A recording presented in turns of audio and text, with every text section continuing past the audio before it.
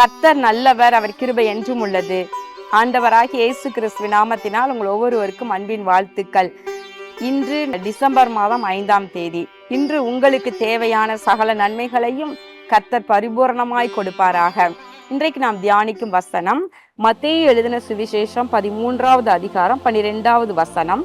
உள்ளவன் எவனோ அவனுக்கு கொடுக்கப்படும், பரிபூரணமும் அடைவான். இல்லாதவன் எவனோ அவனிடத்தில் உள்ளதும் எடுத்துக்கொள்ளப்படும். பிரியமானவர்களே, யாருக்கு கொடுக்கப்படுகின்றது?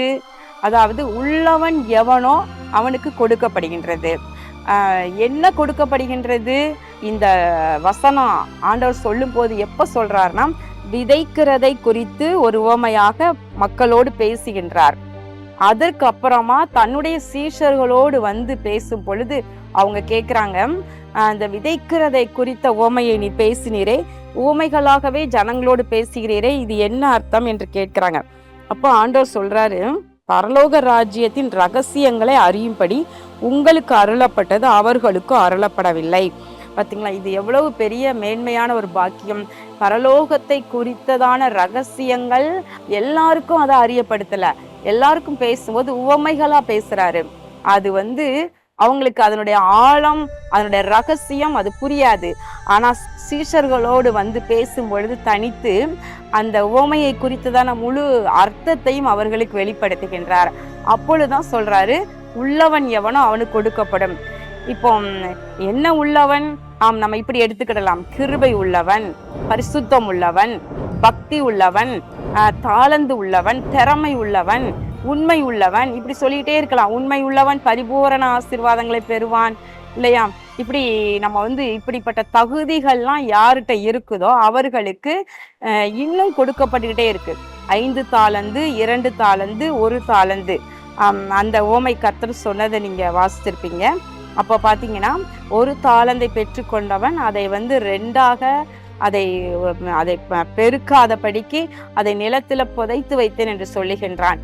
அப்போ ஆண்டவர் அதை அவனிடமிருந்து பிடுங்கி 5 தாலந்தை 10 தாலந்தாக மாற்றியவிடம் அந்த 1 தாலந்தையும் அது பறித்து கொடுக்கப்படுகின்றது. அப்ப என்ன அர்த்தம்?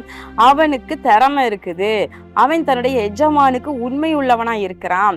கொடுத்த 5 தாலந்துகளையும் அவன் சரியா பயன்படுத்துகின்றான்.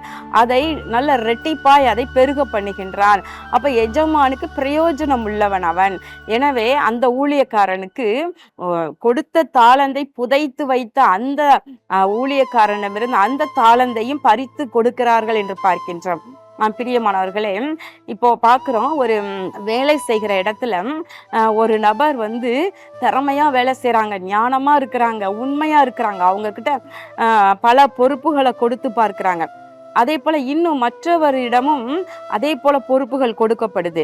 ஆனா கொஞ்ச நாள் ஆனா அந்த எஜமான் வாட்ச் பண்ணிட்டே இருக்கும் பொழுது அதுல ஒருத்தர் தங்களுடைய வேலையில ஜாக்கிரதையா இருந்து சரியான நேரத்துக்கு வர்றாங்க, சரியான காரியங்களை பொறுப்போட செய்யறாங்க, அதாவது அந்த ரெஸ்பான்சிபிலிட்டி எடுத்துக்கிறாங்க, அதுல உள்ள கரிசனையோடு நிறைவேற்றுறாங்க தங்களுடைய வேலையை. ஆனா இன்னொருத்தரை பார்க்கும் பொழுது தங்கள் கொடுத்த வேலைய அது கடமையாக எஜமானுடைய கண் பார்வைக்கு மாத்திரம் நல்லா செய்யறது மாதிரி இருந்துட்டு மற்றபடி அதை பொறுப்பற்ற தனமாக அதனால நஷ்டம் வந்தாலும் பரவாயில்லை என்று விட்டு கொண்டு இருக்கிற ஒரு நபர் இருக்கிறாங்க. அப்போ அந்த எஜமான் என்ன செய்வாரு? கொஞ்ச நாள் ஆன உடனே அவன்கிட்ட கொடுத்திருக்கிற அந்த பொறுப்புகளையும் வாங்கி இந்த நன்றாய் இருக்கிற நல்ல திறமையா உண்மையா இருக்கிற அந்த மனுஷனிடம் நீ இந்த வேலையும் சேர்த்து பார் என்று பொறுப்பை கொடுத்து அவனுடைய சம்பளத்தையும் ஊதியத்தையும் அதிகமாக்குவார் அல்லவா? அது போலதான் நம்முடைய ஆண்டவர் நமக்கு எஜமானா இருக்கிறார். அவருடைய காரியத்துல நம்ம உண்மை உள்ளவர்களாக நம்ம பெற்றுக்கொண்ட கிருபையை தாளந்துகளை நம்ம பயன்படுத்துகிறவர்களாக, அவருக்கு பிரயோஜனமாக, அவருடைய ராஜ்யத்திற்கு பிரயோஜனமாக பயன்படுத்துகிறவர்களாக நம்ம இருக்கும் பொழுது ஆண்டவர் என்ன செய்வாராம்? உள்ளவன் எவனோ அவனுக்கு கொடுக்கப்படும். அப்ப இன்னும் தாளந்துகளை கூட்டி கொடுப்பார், இன்னும் கிருபையின் மேல் கிருபையை கூட்டி கொடுப்பார். இன்னும் திறமையை கூட்டி கொடுப்பார். அப்படித்தான் உள்ளவன் எவனோ அவனுக்கு கொடுக்கப்படும், அவன் பரிபூரணமும் அடைவான். யோசேப்பு பார்க்கிறோம் இல்லையா? யோசேப்பு போத்திபார் வீட்டுல போய் வேலைக்காரரா இருக்கிறாரு. ஆனா அவனுடைய உண்மைய, திறமைய, ஞானத்தை பார்த்து கர்த்தர் அவனோடு இருப்பதினாலே அவனை கர்த்தர் ஆசீர்வதித்தார். அப்போ அந்த போத்திபார் அவனை தன் வீடு முழுவதுக்கும் அதிகாரியா மாற்றினார் என்று பார்க்கின்றோம். தன்னுடைய எல்லா காரியங்களையும் கவனிக்க. அதே நேரத்துல சிறைச்சாலையில போய் போடும் பொழுதும், சிறைச்சாலையிலையும் யோசேப்பு உண்மை உள்ளவரா எல்லாவற்றிலும் இருக்கும் பொழுது சிறைச்சாலையிலும் நல்ல ஒரு மேன்மையான பதவியில வைத்திருக்கிறாங்க.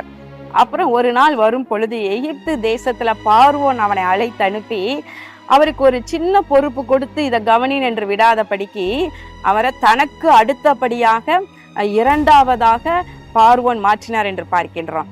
ஆம், உள்ளவன் எவனோ அவனுக்கு கொடுக்கப்படும். கண்களை மூடி ஜெபம் பண்ணுவோமா? எங்கள் அன்பின் பரலோக பிதாவே, இதோ இந்த நாளிலே நாங்கள் தியானித்த வசனத்தின்படி ஆண்டவருடைய பிள்ளைகள் பெற்றுக்கொண்ட தாளந்துகளை, திறமையை, கிருபையை இரட்டிப்பாய் மாற்றட்டும், பயன்படுத்தட்டும். அவர்கள் பரிபூரணமும் பெற்றுக்கொள்வார்களாக. இயேசு கிறிஸ்துவின் நாமத்தினாலே வேண்டிக் கொள்கிறேன் நல்ல பிதாவே, ஆமேன். கர்த்தர் உங்களை ஆசீர்வதிப்பாராக. ஆமேன்.